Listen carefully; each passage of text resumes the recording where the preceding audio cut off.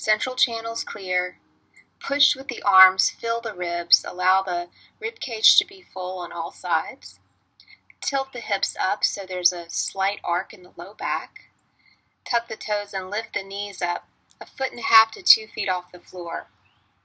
Bring the chin in line with the wrist, let the belly be long, and take a moment here to breathe into the crouching cat pose.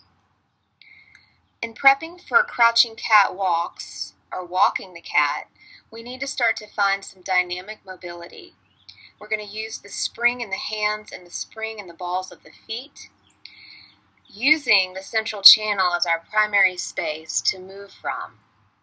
So tipping the weight to the left, allow the right ribs to lift the arm up off the floor, and it gets light. Stay with the knees bent and the feet active.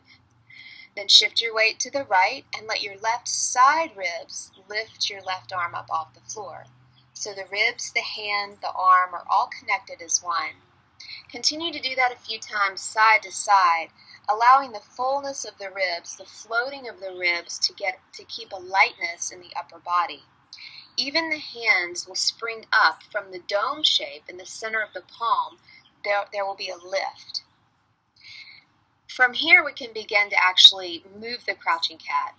So if you watch an animal, if you watch a cat walk, it's a specific pattern.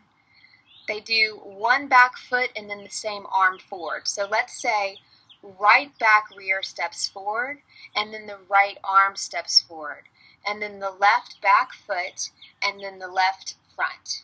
So right foot, right arm, hand, left foot, left hand. And continue to crawl a few times forward, maintaining that lightness by lifting with the ribs. And you start to feel a pattern of movement. Foot then hand, foot then hand. And then to go backwards, it's the opposite. So the left hand goes back, then the left foot. Then the right hand, and then the right foot. And then you can play with that pattern and just begin to move around.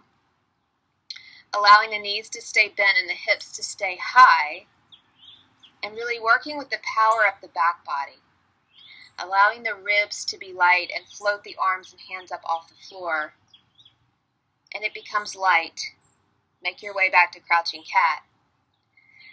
From here, we can work on the lightness of the low body by taking some light hops, just a couple inches forward and back, forward and back. It's important to keep the ribs full, so there will be a tendency to collapse through the upper body.